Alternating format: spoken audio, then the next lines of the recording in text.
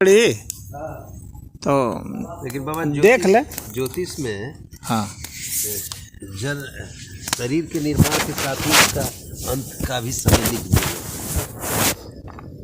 कौन शरीर कितना दिन रहेगा इसका भी रहता है। ऐसा है ना कि ज्योतिष में जो है वो मैक्सिमम आयु जो बताई गई है वो 120 बरस है। हाँ हाँ लेकिन मनुष्य 120 से भी ज़्यादा वर्ष जिया है। हाँ अभी आपके स्वामी शिवानंद जी हैं बनारस में कबीर आश्रम में है, तो इसलिए वो तो ज्योतिष जो है ना 4 साल पहले ही उसका जो स्टैटिस्टिक्स पद्मश्री पा गए। वो एक एवरेज है, 129 साल के वो एक एवरेज है ज्योतिष में जो बताया गया है कि वो एक औसत आयु है। तो उस आयु को कोई पार भी कर सकता है और कोई पहले ही खत्म हो सकता है।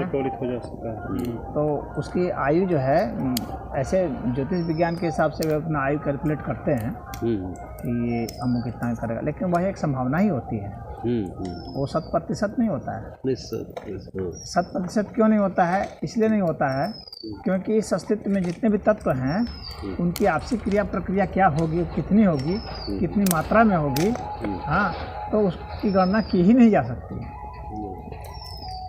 क्योंकि यहाँ पर जो है ना अनंत कारक हैं,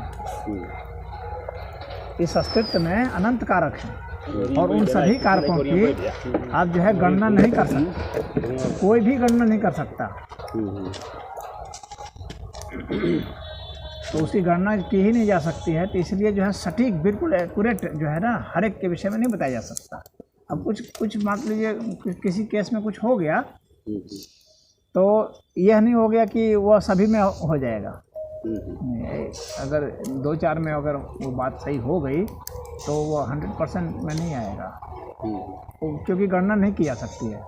मैथमेटिकली यह संभव बिल्कुल भी नहीं है कि आप मान लीजिए सूरज का कितना प्रभाव है। सूरज के विषय में हम लोग जानते ही कितना भी, हम लोग का नॉलेज बहुत कम है, और उसका प्रभाव कितना है उसका भी नॉलेज बहुत कम है।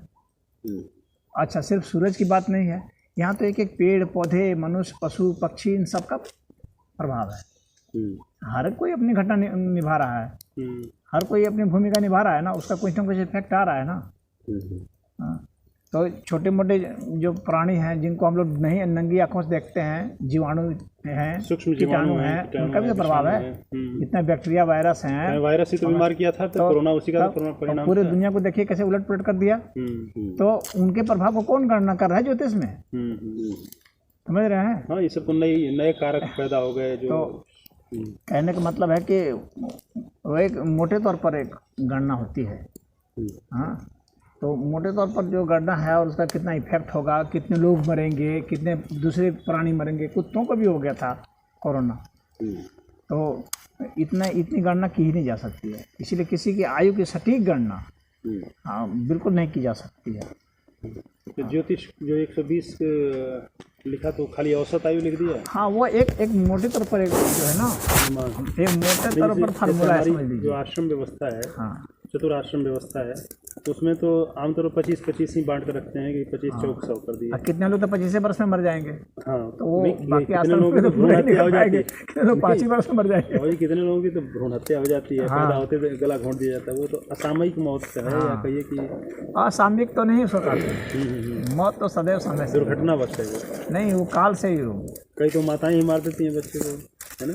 मृत्यु तो समय से ही होती है, लेकिन उस समय को हम लोग जान लें यह संभव नहीं। अपने बच्चों को गंगा में ही समर्पित कर देती थी। मृत्यु सदैव समय से होती है, अकाल तो नहीं होता है, सदैव काल से ही होता है। परंतु उस काल को हम समझ लें, जान लें, यह संभव नहीं होता है। काल को सिर्फ महाकाल ही जानता है। हाँ, दूसरा कोई ऐसे नहीं जान सकता, और न ही उसको टाल सकता है, न ही उसको बदल सकता है, ऐसा नहीं कर सकता है। तो उसका हम लोग जानते ही नहीं रहते कि कितना समय कौन जिएगा। जब बस हम लोग एक अनुमान मान लेते हैं कितना समय जिएगा, और उसके हिसाब से फिर हम लोग कहते हैं कि इसको थोड़ा आगे बढ़ा दो, ये कर लो, वो कर लो, तो थोड़ा अच्छा से जी जाओगे। इस तरह की बातें। महामृत्युंजय कर लो तो हाँ, बस महामृत्युंजय करके अगर बचना होता कोई आज तक मरा होता? सब लोग महामृत्युंजय बैठाए रहते, राजा लोग तो रात दिन बैठा देते। कभी जो है महामृत्युंजय का भी कोई भी ऐसा समय ही नहीं हो जब महामृत्युंजय नहीं चल रहा हो। जैसे महामृत्युंजय तो सिर्फ हिंदू परंपरा में जो लोग हैं वही मानते हैं ना। गैर हिंदू परंपरा के लोग तो विश्व में बहुत ज़्यादा हैं, वो तो नहीं मानते हैं। वो चाहे किसी परंपरा के हों, भी होती है, कोई भी ऐसी विधि आज तक खोजी ही नहीं गई जिससे कि मृत्यु से बचा जा सके। कोई विधि नहीं खोजी गई। कितने लोग कितने कितने तप कर लिए, कुछ नहीं हुआ, सब मरे। कितने अवतार आए, सब मर गए, कोई बचा नहीं कोई अवतार। चाहे आकर के यहाँ कोई भी घोषणा कर दे, कितनी भी बड़ी घोषणा कर दे, लेकिन मृत्यु ने सबको उसकी हैसियत दिखा दी है। समझ रहे हैं कि नहीं? बिल्कुल बिल्कुल। सच्चाई जो है, वो तो तथ्य जो सत्य है कि मृत्यु और जन्म दोनों सत्य है, लेकिन मृत्यु का काट सत्य कहा ही जाता है। हमारा ये कहना है कि जो मृत्यु औसत का आयु मिली उल्लंघन हुई आज तक है कोई नहीं कर पाया, इस नियम का उल्लंघन नहीं हुआ अभी तक तो नहीं हुआ है। वहाँ तक पहुँचने के लिए क्या औसत आयु में जरूर घटोत्कच में हाँ, वो त्रेता में कुछ और, औसत आयु सतयुग में खैर कुछ और है। जैसे मान लीजिए कि हम लोग जो है 300 वर्ष भी जी सकते हैं। जीने की जो विधियां है ना, लंबी आयु जीने की, उसकी विधियां तो योग में बताई गई है। उससे आदमी जी सकता है 300 वर्ष, 500 वर्ष भी जी सकता और अक्षरशः पालन करे तब। हाँ, लेकिन असल में होता क्या है ना कि वो क्यों नहीं जी पाता है, आदमी जीते जीते भी बोर हो जाता है। ये जान लीजिए, वो जीने से भी ऊब जाता है। वही रोज का ढर्रा, रोज का वही करना, करते करते करते ना उसे घुटन होने लगती है। हाँ, और वो इस जीवन से तंग आ जाता है। वो सोचता है कि खत्म करो, कोई नयापन जिंदगी में। हाँ, जिंदगी में नयापन नहीं आता ना, एक समय के बाद जिंदगी में नयापन नहीं रह जाता है। नहीं, हाँ, वो बासीपन इतना आ जाता है कि उसको लगता है क्या करे, सब बेकार है सब। तो वो फिर जब स्वयं ही वह मृत्यु का वर्ण कर लेता है, महाराज फिर तो व्यक्ति ऊर्जावान रहता है तब तो जीने की उसकी लालसा बहुत ज़्यादा, माने अनंत लालसा रहती है। जब वो रोग से दुखी हो जाता है, वो चाहे किसी भी कारण से, तब किसी भी कारण से जो है वो मृत्यु मांगना शुरू कर देता है। वो मांगे कि नहीं मांगे, पर उसके जो परिचारक हैं, सेवक हैं, वो कहते हैं भैया आप तो उठा ही नहीं तो ही ठीक है, क्योंकि बहुत नहीं, वो खुद भी मांगने लगता है, बहुत तंग आ जाता है भीतर से। जी। अपनों की मृत्यु का गम हो जाता है उसको, उससे भी तंग आ जाता है। हाँ, और रोग से तो खैर बहुत ही तंग आ जाता है। और फिर उबाऊ हो जाता है। जो बहुत दार्शनिक विचार के जो होते हैं ना, वे बहुत जल्दी उब जाते हैं। जो दार्शनिक होते हैं, हाँ, वे जल्दी उब जाएंगे। और जो थोड़े मोट बुद्धि के हैं, जो इतना चिंतन नहीं करते, पुनरपि जन्मम पुनरपि मरणम पुनरपि जननी जठरे शयनम। हाँ, तो वो तो शंकराचार्य फिर उसी झंझट में, काले चक्र में तो फंसे ही रहे। इसलिए शंकराचार्य जल्दी मरे ना, क्योंकि तो 32 से मरेगा। हाँ, पुनरपि जननम और पुनरपि मरणम जो सोच रहा है, तो फिर तो वो व्यक्ति जो है उसको जीने की बहुत अभिलाषा नहीं रह गई। नहीं, जैसे मैं ये कह रहा हूँ कि फिर तो उसी तरह के झंझावात, उसी तरह के दर्द तकलीफ में आप फिर तो गुजरेंगे। हाँ, तो गुजरेंगे आप। जो आप तो समाधि तक कैसे पहुँचेंगे, जो अष्टांग योग का जो चरम है। हाँ, ऐसे कि तो इस तरह के जो विचार आ जाते हैं ना, तो वैसे को बैराग हो जाता है ना। अब बुद्धिस्ट तो कहते हैं कि चरम लक्ष्य है, हमारी भारतीय दार्शनिक परंपरा में जो चरम लक्ष्य है वो तो मोक्ष ही माना गया है। मोक्ष का मतलब यही माना कि आत्यंतिक दुखों का उन्मूलन हो जाए। नहीं, ये नहीं, ये तो ये आत्यंतिक दुखों का उन्मूलन, ये तो बौद्धिस्ट फिलॉसफी है। हाँ, ये जो वैदिक फिलॉसफी नहीं है। फिलॉसफी मतलब है तो सब भारतीय दार्शनिक परंपरा के अलग अलग संप्रदाय हैं, जो भी माना जाए। पर वही तो कहते हैं धर्म जन्म मरण के चक्र से छुटकारा नहीं मिलेगा, तब तक दुखों का अंत नहीं होगा। हाँ, जब तक संसार में आएंगे तो दुख सत्य है, व्यवहारिक रूप से तो सत्य है ही ना। दुख किसी न किसी प्रकार का दुख तो हम सबको है ही है। हाँ, किसी न किसी प्रकार का दुख है, लेकिन हर समय तो दुख नहीं है ना। हाँ, अलग टाइप का दुख है, हर समय यह दुख नहीं होता है। जैसे उदाहरण के लिए, जब व्यक्ति सुषुप्त अवस्था में है, उसमें उसको कौन सा दुख है? कोई दुख नहीं है। जब व्यक्ति बेहोश है तो कौन सा दुख है उसको? तो कोई दुख की अनुभूति नहीं है, कोई सुख की भी अनुभूति नहीं है। तो चेतना का ही तो विषय है। हाँ, तो इसलिए दुख सुख जो है वह एक है, एक स्थान उसका है, परंतु दुख सुख को बहुत ज़्यादा भी महत्व नहीं दिया गया है। हाँ, वैदिक फिलॉसफी में दुख सुख को बहुत ही ज़्यादा महत्व नहीं दिया गया है। दुख सुख से उपराम को महत्व दिया गया है, इससे ऊपर उठ जाने को महत्व दिया गया है। हम लोग जो इतिहास में पढ़ते हैं बाबा जी, तो वैदिक लोग जो हैं वो तो परलोक की कामना ही नहीं करते। बैठ जाइए। वो ना, हम ऐसे संवाद कर ही रहे हैं आपसे।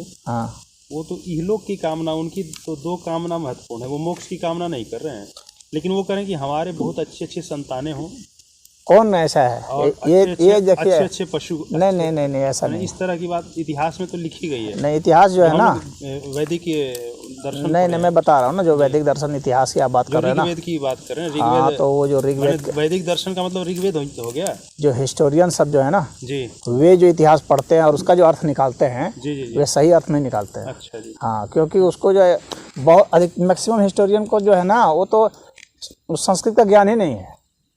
मार्क्सवादियों को कम है, बाकी जितने भी हिस्टोरियन है अधिकतर उनको संस्कृत का ज्ञान नहीं है। और जिसको संस्कृत का ज्ञान है तो उनको साधना का ज्ञान नहीं है।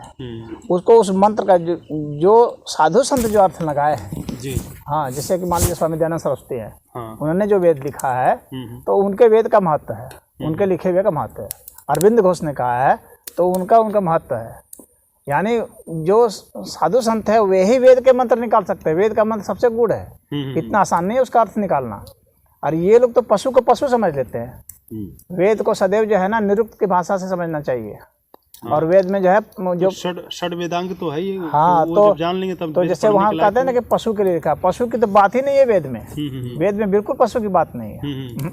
नहीं, गाय तो महत्वपूर्ण है वैदिक समय में, जो इतिहास में लिखा गया है। यही तो मैं कह रहा हूँ ना, हम लोग तो किताब जो लिखी गई वही पढ़ के वही, इसीलिए मैं कह रहा हूँ ना, हिस्ट्री ने जो वेद के विषय में लिखा है ना वो बिल्कुल ही गलत है। पहली बात है कि वेद में हिस्ट्री नहीं है, पहली चीज़ तो यह है, वेद में बिल्कुल हिस्ट्री नहीं है। नहीं, वेद में हिस्ट्री नहीं, वेद का इतिहास, तो वेद का इतिहास, ये लोग की परंपरा का इतिहास, वेद के। इसलिए तो मैं कह रहा हूँ कि वेद के लिए आप वेद में आपने हिस्ट्री खोजने शुरू कर दी तो इसलिए हिस्ट्री गलत हो जाएगी, क्योंकि वेद में हिस्ट्री नहीं है।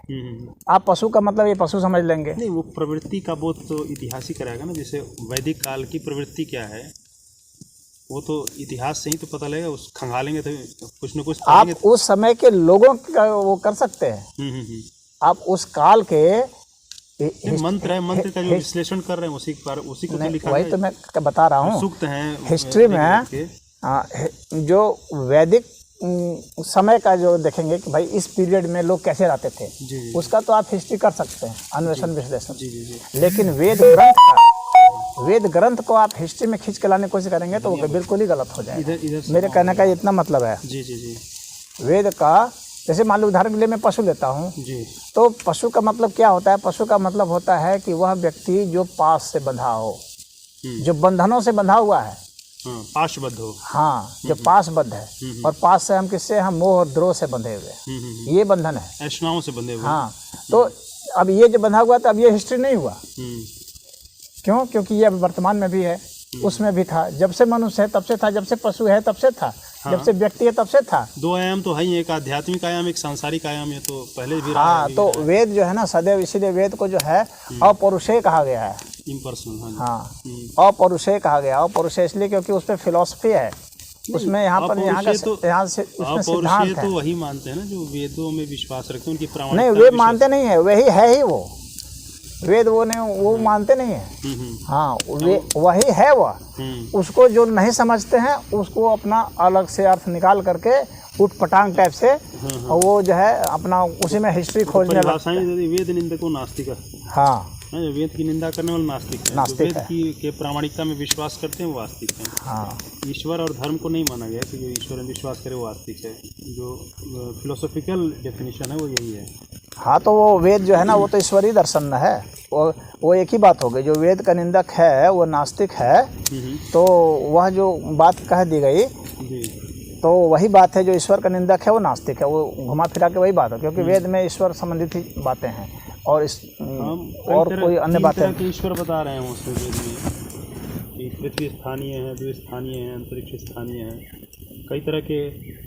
और गाय को बहुत महत्व दिया गया है। हाँ, तो गाय का ये इस गाय से लेना देना नहीं है ना जी, ये दिक्कत यही है ना। जो उसको ऐतिहासिक मतलब गाय से ही है वहाँ पर नहीं, वहाँ पर जो गो का भी जो है वहाँ की आर्थिक इकाई एक तरह से।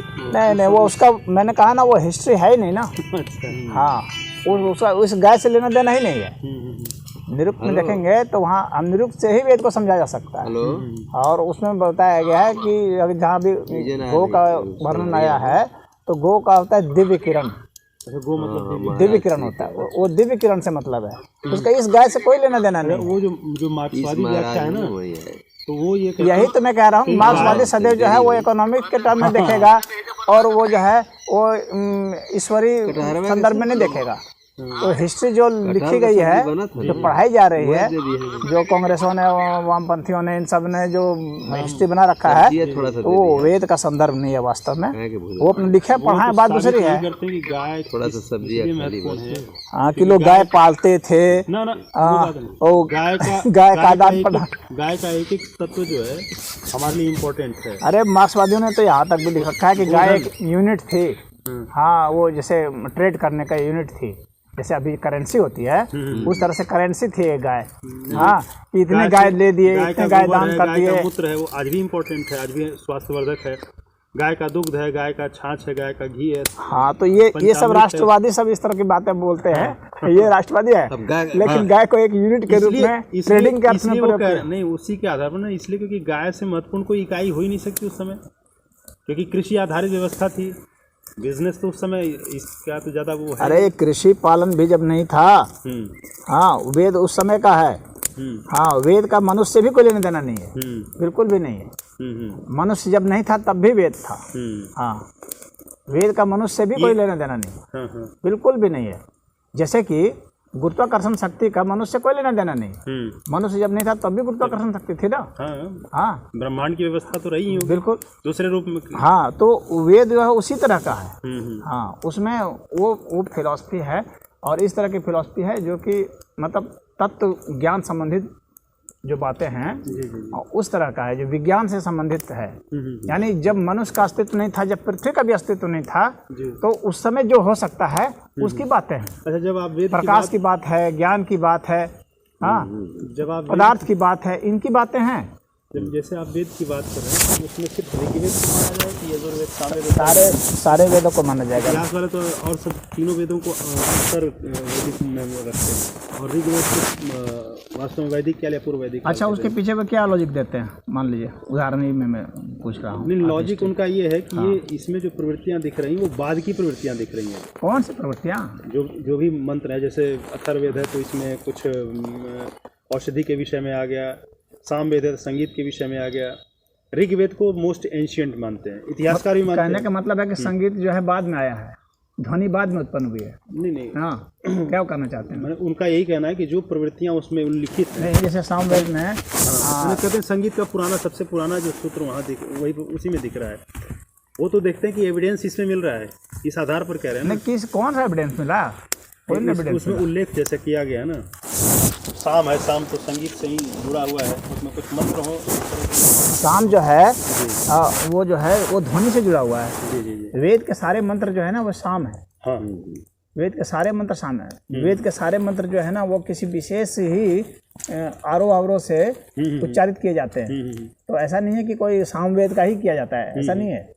वो चाहे ऋग्वेद के मंत्र हों, चाहे यजुर्वेद के मंत्र हों, चाहे अथर्ववेद, कोई भी मंत्र होगा। ध्वनि तो है ही है, स्पंदन तो है ही, कहीं ना कहीं बिल्कुल चलता है, उसका भी स्पंदन है, बोलता है उसका भी स्पंदन है, तो उसका उसमें है। तो आप उसमें वो साइंस देखिए तो आपको समझ में आ जाएगा कि नहीं, ये जो है इसका। हम लोग तो देखिए जो लिखी हुई किताबें वही पढ़े, कुछ वो अलग बात है कि कोर्स में आप क्या पढ़ाएंगे। कोर्स में जिस तरह का लिख दिया गया है भाई, जो उसके विद्वान हैं उन लोगों ने जो लिख दिया है वो पढ़ाया जा रहा है, वो पढ़ाए, उसमें नंबर दें, नंबर लें, और नौकरी लें और नौकरी दें, वह दूसरा मामला हो गया। हाँ, नहीं, पहले तो उसको वो तो पाकिस्तान की हिस्ट्री आप देखेंगे तो पाकिस्तान की हिस्ट्री दूसरी पढ़ाई जा रही है। भारत की हिस्ट्री 1947 के पहले भारत और पाकिस्तान की हिस्ट्री तो एक ही न थी, एक ही थी। लेकिन वहाँ देखेंगे तो आप हिस्ट्री दूसरी है, यहाँ देखेंगे तो हिस्ट्री दूसरी है। तो हिस्ट्री तो खैर वहाँ पे जो पॉलिटिकल सिस्टम होता है वो अपने हिसाब से हिस्ट्री बना देता है। विजेता सदैव इतिहास रचता है, जो विजेता होता है वो उसके हिसाब से इतिहास वो रच देता है। इतिहास में ये भी कहते हैं लोग कि इतिहास तो सामान्य लोगों का लिखा नहीं जाता है, तो विशेष लोगों का लिखा जाता है, जैसा चाहते हैं वैसा लिखवा लेते हैं। सामान्य लोग का थोड़ा बहुत वर्णन आ जाता है कि आम आदमी जो ये पहनते थे, ये खाते थे, ये इस तरह से मेला लगाते थे। वो तो है कि साइड में जैसे हमारे साथ आपके यहाँ हम आए हो तो हमारा भी कभी उल्लेख है कि चलो ये संवाद हुआ था इनके बीच, इस तरह से वैसा।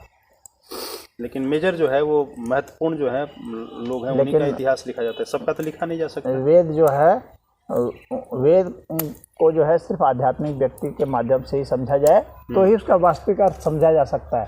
अन्यथा ऐसे तो भाई पहले श्रद्धा हो तब अर्थ लगाने के लिए आजाद है व्यक्ति कोई, क्योंकि भाई उसकी भाषा ही उसका बेमत